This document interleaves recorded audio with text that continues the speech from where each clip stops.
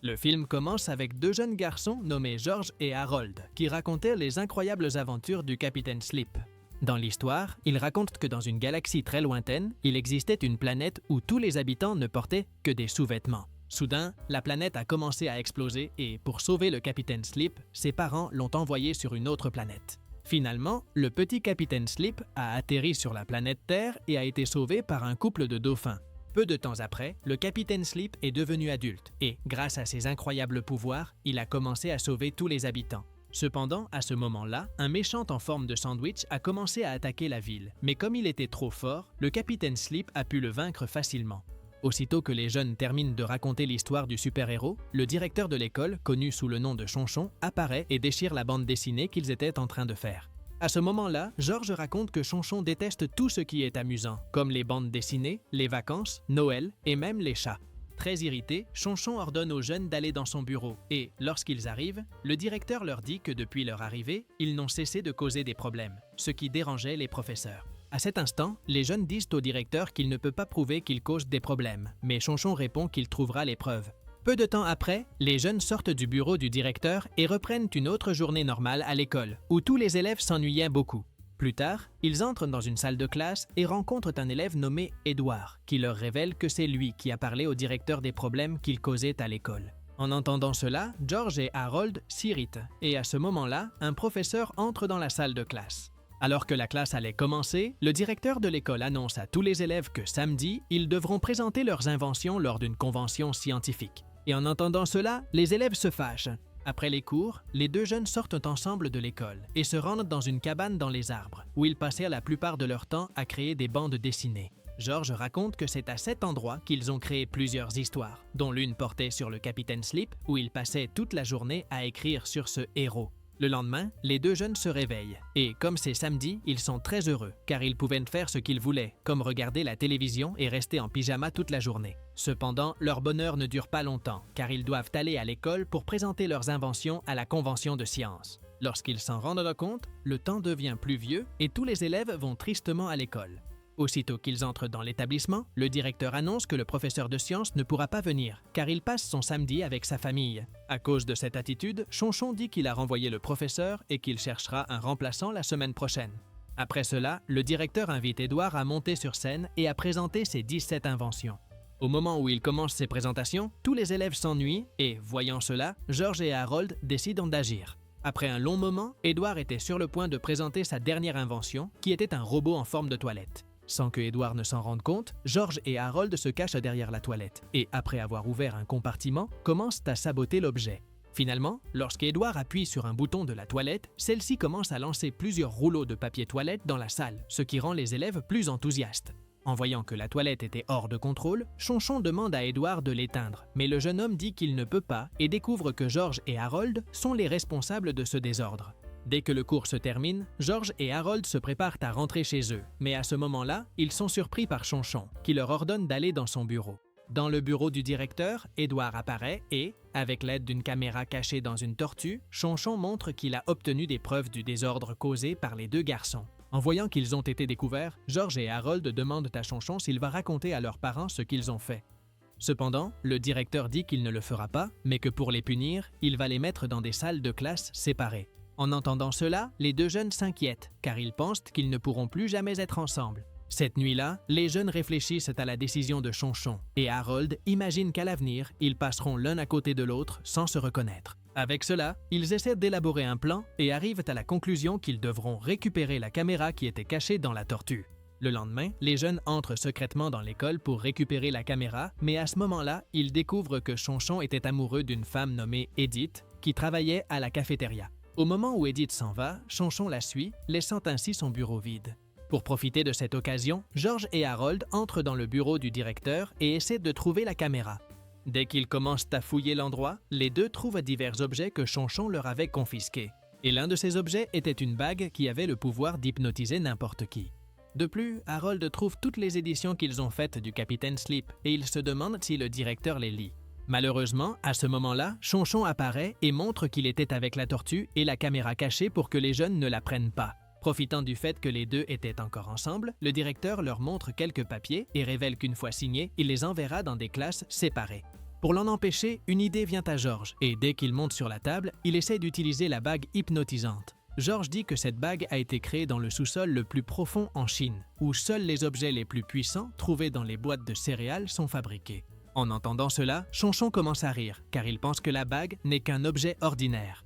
Cependant, à la surprise générale, la bague fonctionne réellement et George parvient à hypnotiser le directeur. Peu après, les jeunes prennent la tortue avec la caméra cachée et la rangent dans le sac à dos. Ensuite, George donne plusieurs ordres au directeur et dit d'abord à Chonchon qu'il est une poule. Et à sa grande surprise, le directeur agit comme tel. En voyant qu'il était complètement hypnotisé, les jeunes ont une idée brillante et disent au directeur qu'il est le capitaine Slip. À ce moment-là, Chonchon commence à se déguiser et se transforme rapidement en super-héros, ce qui impressionne les jeunes. Croyant qu'il possède réellement des pouvoirs, le capitaine sort par la fenêtre et court sauver des gens. Rapidement, il se rend dans un parc de la ville et, voyant qu'une personne était soi-disant piégée dans une boîte invisible, il l'attaque et parvient à la libérer. Ensuite, Chonchon monte au sommet d'un immeuble et, en voyant un gorille gonflable géant, il l'attaque en pensant que c'était un vrai animal. Voyant que tout tournait mal, les jeunes pensent à aider le directeur et décident d'utiliser une grue pour le décrocher du gorille. En faisant cela, Chonchon commence à tomber, mais sans le vouloir, il finit par atterrir sur des bandits qui étaient en train de voler de l'argent dans une banque. Juste au moment où un policier arrive, il demande au directeur qui il est. Mais à ce moment-là, George et Harold apparaissent et emmènent Chonchon. Pendant qu'ils emmènent le directeur au loin, ils ne se rendent pas compte qu'un scientifique a vu une annonce concernant l'embauche d'un professeur de sciences pour une école. Plus tard, dans la cabane dans l'arbre, le directeur, qui croyait être le capitaine Slip, est impressionné par les décorations. Après cela, le héros dit qu'il doit partir pour sauver le monde, mais les jeunes lui rappellent qu'il ne peut pas voler. Pour l'arrêter, George asperge un peu d'eau sur le directeur, ce qui le fait redevenir normal. À cet instant, Chonchon commence à s'énerver, mais lorsque George claque des doigts, le directeur recommence à croire qu'il est le capitaine Slip. Pour s'amuser un peu, les jeunes jettent de l'eau et claquent des doigts plusieurs fois, faisant que le directeur redevienne normal, puis redevienne aussi le héros à chaque fois. Plus tard, Chonchon finit par s'endormir et les jeunes décident de le ramener chez lui. Finalement, les jeunes pensent que la maison du directeur est hantée, mais ils se rendent vite compte qu'il n'y avait rien à l'intérieur et que c'était un endroit plutôt solitaire. Peu de temps après, ils installent Chonchon dans son lit et Harold dit qu'il ne veut pas que le directeur les sépare. Cependant, George le rassure en disant que maintenant, ils peuvent contrôler Chonchon simplement en claquant des doigts pour qu'il pense qu'il est le capitaine Slip. Le lendemain, George et Harold arrivent à l'école mais sont surpris de voir Chonchon, qui s'irrite en les voyant ensemble. De plus, il montre qu'il a signé un papier les empêchant de s'approcher. Mais à ce moment-là, il claque des doigts, faisant que le directeur mette son costume de capitaine Slip. Soudain, l'alarme retentit et tous les élèves sortent des salles de classe. Pour que personne ne voie le directeur déguisé en capitaine Slip, ils le placent dans une salle et finissent par avoir l'idée de le faire se déguiser en directeur de l'école. Alors que tout se passait bien, les jeunes l'emmènent vers son bureau quand à cet instant, il voit Edith. Heureusement, Chonchon la complimente et elle ne soupçonne pas qu'il était hypnotisé. Ensuite, les jeunes arrivent enfin au bureau du directeur, mais ils se rendent compte qu'un scientifique attendait Chonchon. Rapidement, le directeur fait passer un entretien au scientifique et l'accepte comme le nouveau professeur remplaçant. Cependant, les jeunes se rendent compte que c'était une très mauvaise idée, car le scientifique semblait être malveillant. Avec cela, ils élaborent un plan pour se débarrasser du scientifique avant que Chonchon ne découvre toute la vérité. Aussitôt qu'ils sortent du bureau du directeur, Chonchon se mouille accidentellement avec de l'eau et redevient normal. Pendant ce temps, dans une salle de classe, le scientifique apparaît et montre qu'il veut être identifié comme le professeur P. Ensuite, il dit aux élèves qu'il veut changer le monde et que, pour y parvenir, il a le projet d'éliminer les rires. Par curiosité, Harold demande au scientifique pourquoi il veut éliminer les rires, mais le professeur ne révèle rien. Ensuite, George demande au scientifique pourquoi il n'a pas dit son nom complet et il répond que son nom est secret.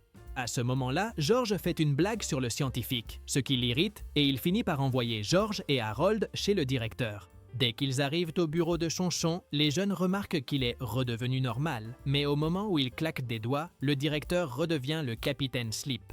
Après cela, ils se demandent pourquoi le scientifique veut seulement être connu sous le nom de professeur P, et ils arrivent vite à la conclusion que cela a un rapport avec son nom. C'est pourquoi les jeunes demandent à Chonchon de chercher les dossiers du scientifique et, dès qu'il le fait, ils sont tous les deux surpris, car ils découvrent que le vrai nom du scientifique est Crotofesse. En voyant ce nom, ils célèbrent tous les deux d'avoir trouvé le point faible du scientifique et comprennent qu'il veut être appelé professeur P parce qu'il ne veut pas que les élèves se moquent de son nom. Plus tard, lorsque le scientifique voit quelques étudiantes, elles commencent à se moquer de lui car elles connaissent déjà son vrai nom. Agacé, le scientifique les enferme dans une cage, mais dès qu'il va à la cafétéria, tous les étudiants se moquent de lui. À cet instant, il se rend compte que tout le monde tient une bande dessinée et, en allant enquêter, il remarque que sur la couverture des magazines, son vrai nom est écrit. Très irrité de voir les jeunes se moquer de lui, il se souvient de son passé. Lorsqu'il faisait des présentations de l'une de ses inventions pour le prix Nobel, cette invention était une machine capable de réduire ou d'agrandir la taille de n'importe quoi. Tout le monde a été impressionné par cette invention, mais au moment où il allait recevoir le prix, le public a commencé à se moquer de lui en entendant son nom. Furieux, le scientifique a utilisé son invention pour réduire la taille de la femme qui allait lui remettre le prix, puis il a commencé à élaborer un plan pour que les gens arrêtent de se moquer de lui. Après s'être rappelé tout cela, le scientifique se rend compte que tout cela était la faute de George et Harold, et c'est pourquoi il les emmène devant Chonchon et lui montre la bande dessinée qu'ils ont faite sur lui. À ce moment-là, le scientifique pense que le directeur va punir les deux jeunes, mais il ne savait pas que Chonchon était hypnotisé. Et, croyant être le capitaine Slip, il dit que les bandes dessinées sont des histoires incroyables et qu'elles doivent être montrées à toute l'école. Le professeur Crottofesse reste perplexe et Chonchon montre que la bande dessinée raconte l'histoire d'un professeur de sciences dont le plan était d'éliminer les rires, mais il ne savait pas comment s'y prendre. À un certain moment, alors que tout le monde se moque de lui, le professeur rencontre un jeune connu sous le nom d'Anti-Humor, qui ne riait jamais de rien. En voyant le jeune homme dans la bande dessinée, Crottofesse découvre rapidement qu'il s'agissait de Edward, et une grande idée lui vient à l'esprit. Dès que le scientifique s'en va, George et Harold se rendent compte qu'ils devront retourner en cours, mais pour ne pas s'ennuyer, ils contrôlent le directeur et le transforment en chef d'orchestre. Pendant ce temps, Crottofesse avait capturé Edward et, grâce à ses inventions, découvre que le jeune homme ne rit de rien. En voyant cela, le scientifique est très heureux, car il va enfin pouvoir mettre en œuvre son plan pour éliminer une bonne fois pour toutes le rire dans le monde. Dans les jours qui suivent, George et Harold profitent du fait que Chonchon pense être le capitaine Slip et le font construire un véritable parc d'attractions à l'école. Cependant, lorsqu'il commence à pleuvoir, Chonchon redevient normal, et même si les jeunes claquent des doigts, ils n'arrivent pas à le faire redevenir le capitaine Slip. À cause de cela, le directeur sépare George et Harold et ils ne peuvent plus s'approcher l'un de l'autre. Pendant ce temps, Crottofesse et Edward créent des toilettes géantes et prévoient de s'en servir pour éliminer les rires des gens. Pour tester sa nouvelle invention, le scientifique amène les toilettes à l'école, ce qui fait perdre l'envie de rire à plusieurs élèves, sauf George et Harold, qui parviennent à s'échapper. Pour arrêter le scientifique, les deux jeunes transforment le directeur en capitaine Slip. Mais lorsque Crottofesse analyse le héros, il se rend compte qu'il n'a ni force, ni agilité, ni intelligence. Cependant, le capitaine Slip livre une bataille légendaire contre le scientifique. Pendant ce temps, George et Harold montent dans les toilettes robots. Cependant, Edward les aperçoit et appelle Crottofesse pour les arrêter. Dès que le scientifique apparaît, George et Harold s'excusent de s'être moqués de son nom. Mais le méchant s'en moque et, après avoir lancé le capitaine Slip dans les toilettes, il attrape les jeunes et tente de leur enlever le rire. Cependant, le scientifique se rend compte que le sens de l'humour de George et Harold est très grand, alors il décide d'augmenter la puissance des toilettes robotiques. En faisant cela, le sens de l'humour des deux commence à diminuer et Crottofesse pense avoir gagné la bataille. Cependant, dès que le scientifique mentionne le nom d'une planète qu'il prévoit d'attaquer, George et Harold trouvent cela drôle et, lorsqu'ils commencent à rire, ils redeviennent normaux. Leur rire est si fort qu'il détruit les toilettes robotiques, ce qui fait que tous les élèves redeviennent également normaux. Très irrité parce que tout a mal tourné, le scientifique prend sa machine à rétrécir et essaie de réduire la taille de George et Harold. Au moment où les deux sont sur le point d'être rétrécis, le capitaine Slip finit par boire le liquide qui se trouvait dans les toilettes et obtient de véritables pouvoirs. Dès qu'il sort en volant des toilettes, le capitaine Slip prend la machine du scientifique et tente de réduire la taille du méchant. Cependant, étant maladroit, il finit par augmenter la taille du scientifique et utilise aussi la machine sur lui-même, devenant ainsi tout petit. Lorsque la machine tombe près de George et Harold, ils parviennent à la saisir, mais comme ils ne savent pas l'utiliser, ils finissent par réduire la taille de l'école. Heureusement, les jeunes apprennent à utiliser la machine et, en plus de rendre le capitaine Slip à la normale, ils réduisent la taille du scientifique. Alors que tout semblait s'être bien terminé, Crottofesse s'envole sur une abeille et s'échappe. Le lendemain, George et Harold décident de rendre le directeur à la normale, et bien qu'ils sachent qu'ils seraient séparés, ils promettent de rester de grands amis. Après cela, ils détruisent la bague hypnotisante, ce qui permet au directeur de redevenir lui-même. Lorsque le directeur s'en va, les jeunes se rendent compte que le capitaine Slip était heureux lorsqu'il était avec quelqu'un, alors ils élaborent un plan pour rapprocher Chonchon d'Edith. Heureusement, le plan fonctionne et le directeur commence à être plus heureux avec les élèves, y compris George et Harold. Dans la scène finale, les jeunes voient que le directeur est en rendez-vous avec Edith et ils sont très heureux. Cependant, soudain, des toilettes robotiques apparaissent et entourent George et Harold. Mais alors qu'ils sont sur le point d'être attaqués, le capitaine Sleep apparaît et les sauve. Et ainsi se termine le film. Si tu as aimé cette vidéo, n'oublie pas de t'abonner à la chaîne, de liker et profitant pour découvrir d'autres résumés incroyables qui sont disponibles pour toi. Je te dis au revoir pour l'instant et on se retrouve dans la prochaine vidéo.